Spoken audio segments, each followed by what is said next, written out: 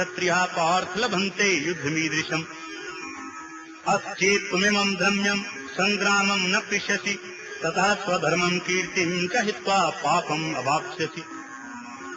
और हे पार्थ, अपने आप प्राप्त हुए और खुले हुए स्वर्ग के द्वार रूप इस प्रकार के युद्ध को भाग्यवान क्षत्रिय लोग ही पाते हैं।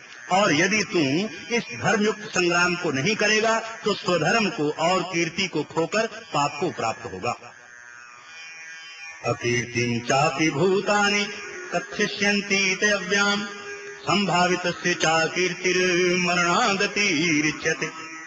और सब लोग तेरी बहुत काल तक रहने वाली अपकीर्ति को भी कथन करेंगे, और वह अपकीर्ति माननीय पुरुष के लिए मरण से भी अधिक बुरी होती है। भयाद्रणात् उपरतम मन्स्यन्ते त्वां महारथा येषां च त्वं बहुमतो भूत्वा यास्यसि लाघवम्। और जिनके लिए तू बहुत माननीय होकर भी अब तुच्छता को प्राप्त होगा, वे महारथी लोग तुझे भय के कारण युद्ध से उपराम हुआ मानेंगे।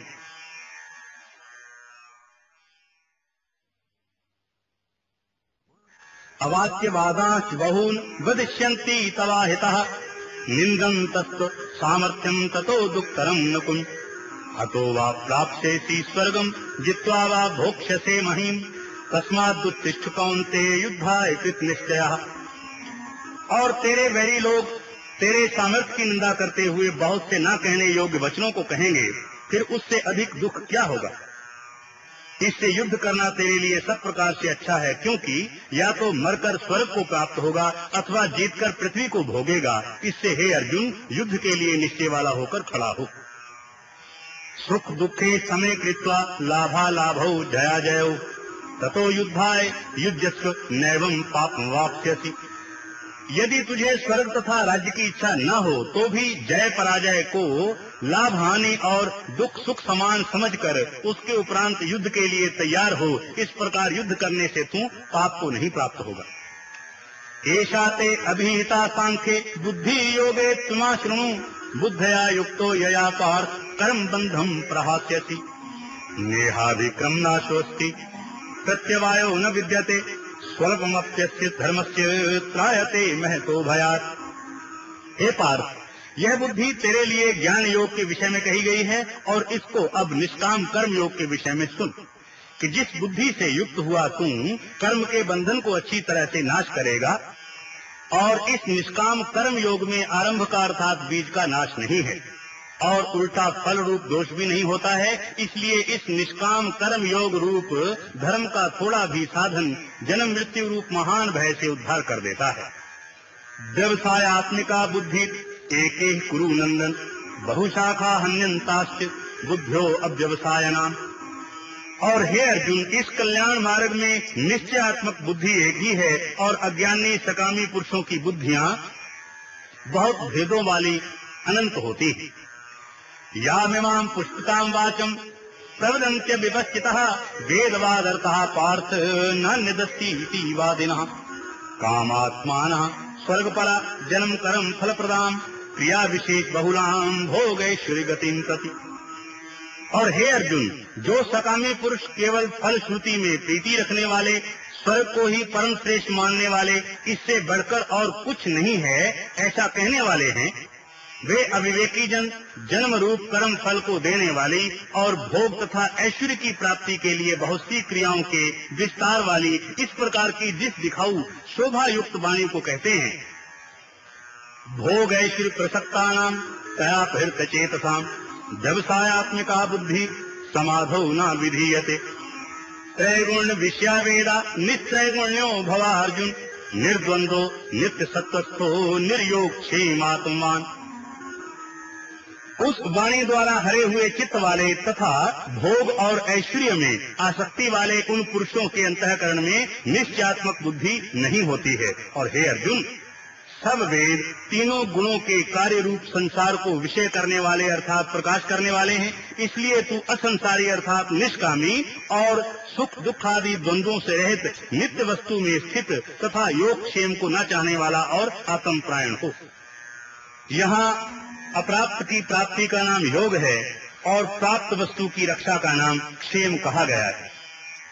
यावान उदपाने सर्वतः संप्लुतोदिके तावान् सर्वेषु वेदेषु ब्राह्मणस्य विजानतः कर्मण्येवाधिकारस्ते मा फलेषु कदाचन मा कर्म फल हेतुर्भुर्मा ते संगो असत्व कर्मणि।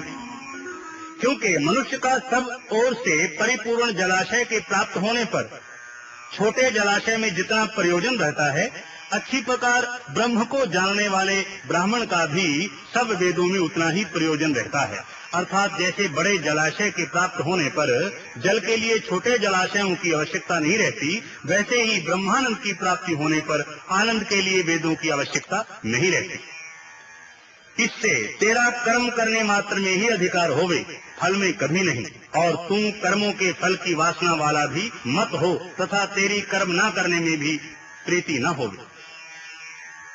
योगस्थः कुरु कर्माणि संगम त्यक्त्वा धनंजय सिद्ध्या सिद्ध्यो समो भूत्वा समत्वं योग उच्यते। दूरेण ह्यवरं करम बुद्धि योगात् धनंजय बुद्धौ शरणम अन्विच्छ कृपणः फल हेतवः। हे धनंजय, आसक्ति को त्याग कर तथा सिद्धि और असिद्धि में समान बुद्धि वाला होकर योग में स्थित हुआ कर्मों को कर, यह समत्व भाव ही योग नाम से कहा जाता है। इस सुमत्व भाव बुद्धि योग से सकाम कर्म अत्यंत तुच्छ है, इसलिए हे धनंजय समत्व बुद्धि योग का आश्रय ग्रहण कर, क्योंकि फल की वासना वाले अत्यंत दीन हैं। बुद्धि युक्तो जहाति उभे सुकृत दुष्कृते तस्मात् योगाय युज्यस्व योगा कर्म सुकौशलम। कर्मजम बुद्धि युक्ता ही फलम त्यक्त्वा मनीषिणः जन्म बंध विनिर्मुक्तः पदम गच्छन्ति नाम्यम्। और समत्व बुद्धि युक्त पुरुष पुण्य पाप दोनों को इस लोक में ही त्याग देता है, अर्थात उनसे लिपायमान नहीं होता है। इससे समत्व बुद्धि योग के लिए ही चेष्टा कर। यह समत्व बुद्धि रूप योग ही कर्मों में चतुरता है, अर्थात कर्म बंधन से छूटने का उपाय है। क्योंकि बुद्धि योग युक्त ज्ञानी जन कर्मों से उत्पन्न होने वाले फल को त्याग कर जन्म रूप बंधन से छूटे हुए निर्दोष अर्थात अमृतमय परम पद को प्राप्त होते हैं। यदा ते मोह कलिलम बुद्धिर्जति तृष्यति तदा गंतासि निर्वेदम श्रोतव्यस्य श्रुतस्य च श्रुति विप्रतिपन्ना ते यदा स्थास्यति निश्चलः समाधाव चला बुद्धि तदा योगम वाप्स्यति। और हे अर्जुन, जिस काल में तेरी बुद्धि मोह रूप दलदल को बिल्कुल तर जाएगी, तब तू सुनने योग्य और सुने हुए के वैराग्य को प्राप्त होगा। और जब तेरी अनेक प्रकार के सिद्धांतों को सुनने से विचलित हुई बुद्धि परमात्मा के स्वरूप में अचल और स्थिर ठहर जाएगी, तब तू समत्व रूप योग को प्राप्त होगा। अर्जुनोवाच स्थित प्रज्ञस्य का भाषा समाधिस्थस्य केशव सिद्धि किम प्रभाषेत किम आसीत व्रजेत किम। इस प्रकार भगवान के वचनों को सुनकर अर्जुन ने पूछा, हे केशव, समाधि में स्थित स्थिर बुद्धि वाले पुरुष का क्या लक्षण है और स्थिर बुद्धि पुरुष कैसे बोलता है, कैसे बैठता है, कैसे चलता है। श्री भगवानुवाच प्रजाहाति यदा कामान सर्वान् पार्थ मनोगतान् आत्मन्येवात्मना तुष्टः स्थित प्रज्ञस्तदोच्यते। उसके उपरांत श्री कृष्ण महाराज बोले, हे अर्जुन, जिस काल में यह पुरुष मन में स्थित संपूर्ण कामनाओं को त्याग देता है, उस काल में आत्मा से ही आत्मा में संतुष्ट हुआ स्थिर बुद्धि वाला कहा जाता है। दुखेषु अनुद्विग्नमना सुखेषु विगतप्रियः वीतराग भय क्रोधः सिद्धिर्मुनिरुच्यते। यः सर्वत्रान्यवस्थिनेः तत्तत् प्राप्त शुभाशुभम नाभिनंदति न द्वेष्टि तस्य प्रज्ञा प्रतिष्ठिता।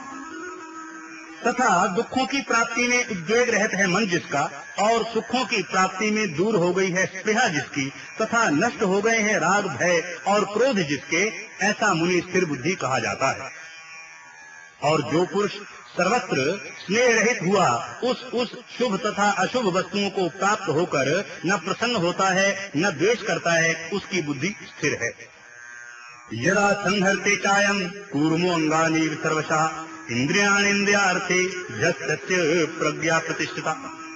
और कछुआ अपने अंगों को जैसे समेट लेता है, वैसे ही वह पुरुष जब सब ओर से अपनी इंद्रियों को इंद्रियों के विषयों से समेट लेता है, तब उसकी बुद्धि स्थिर होती है। विषया विनिर्वर्तन्ते निराहारस्य देहिनः रसवर्जं रसोऽप्यस्य परं दृष्ट्वा निवर्तते यततो ह्यपि कौन्तेय पुरुषस्य विपश्चितः इन्द्रियाणि प्रमाथीनि हरन्ति प्रसभं मनः